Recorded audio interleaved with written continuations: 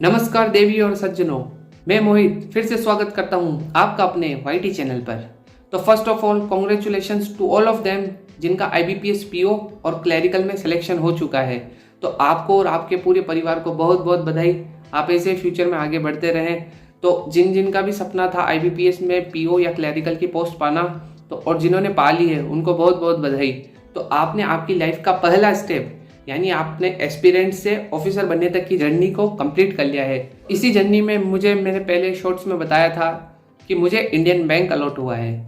तो अब जिन जिन का भी रिजल्ट पॉजिटिव आया है तो वो सभी पार्टीज कर रहे होंगे, जश्न मना रहे होंगे। किसी की तो शादी की बात तक भी छिड़ गई होगी, किसी की शादी फिक्स होने वाली होगी या हो चुकी होगी, हुई तो नहीं होगी ऑलमोस्ट, बट होने वाली होगी। तो आपको बहुत बहुत बधाई उसके लिए भी। तो अब हम बात करते हैं कि आगे का प्रोसेस क्या रहेगा। तो आईबीपीएस एक रिक्रूटिंग एजेंसी थी जिसका काम था सिर्फ बच्चों को शॉर्टलिस्ट करना।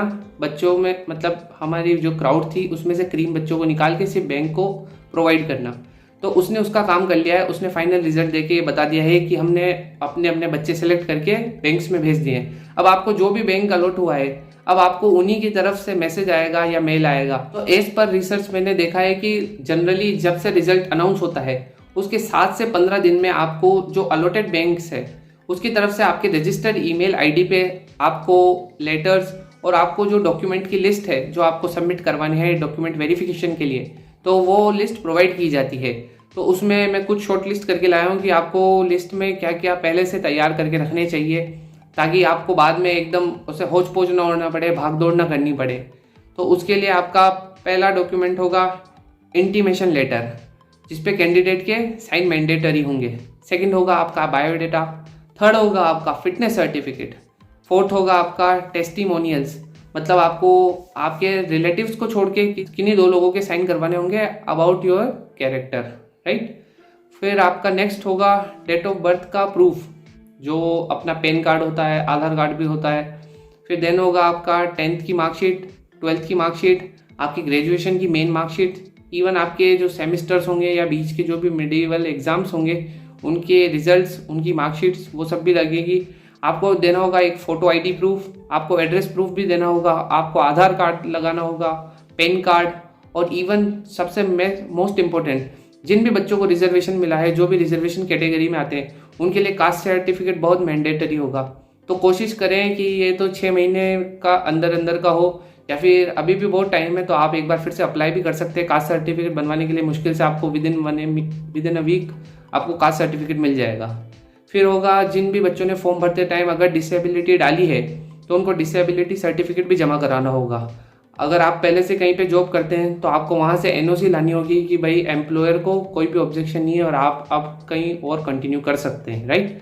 फिर होगा आपका लेटेस्ट पासपोर्ट साइज फोटोज़, वो भी आप ले जा सकते हैं, या फिर आपने जो फॉर्म में लगाए थे आप वो फोटोज़ भी ले जा सकते हैं। फिर होगा एक डिक्लेरेशन फॉर्म जो फॉर्म के पीछे भी आता है जब हमारा नोटिफिकेशन आता है उसमें, और इवन आई थिंक जो मेल है उसमें भी हमें मिल सकता है। फिर होगा जो हमारा एप्लीकेशन फॉर्म, जब हमने फॉर्म भी भरा था तो आपको अपना एप्लीकेशन फॉर्म की प्रिंट आउट भी ले जानी होगी। तो आप इन डॉक्यूमेंट्स का स्क्रीनशॉट ले सकते हैं और इन्हें टाइमली प्रिपेयर करवा सकते हैं। बात करते हैं हम एलपीटी के बारे में। अब आईबीपीएस पीओ वालों के लिए तो एलपीटी मैंडेटरी होता नहीं है, बट जो क्लरिकल एग्जाम वाले हैं उनके लिए एलपीटी मस्ट होता है।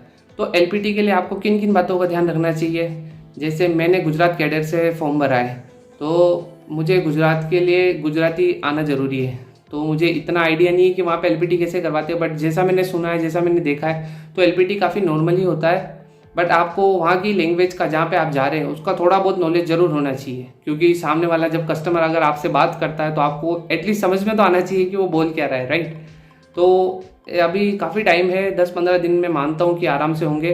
तो आप जो भी आपने जो रीजन जोन सेलेक्ट किया है तो वहाँ की आप लोकल लैंग्वेज देख लीजिए, और उसके एक बार एडिटोरियल्स होते हैं या फिर जो वहाँ के लोकल न्यूज़पेपर्स होते हैं उनको पढ़ने की कोशिश कीजिए। यूट्यूब पे आप वो सेशन देख सकते हैं कि वहाँ की लोकल लैंग्वेज कैसी है, वहाँ के लोग कैसे बोलते हैं, आपको काफ़ी सारे सेशंस मिल सकते हैं। तो और वहाँ का सिर्फ 10 मिनट के लिए आप एडिटोरियल पढ़ेंगे तो आई थिंक आपके लिए अच्छा रहेगा, तो वो आपको काफ़ी हेल्पफुल रहेगा।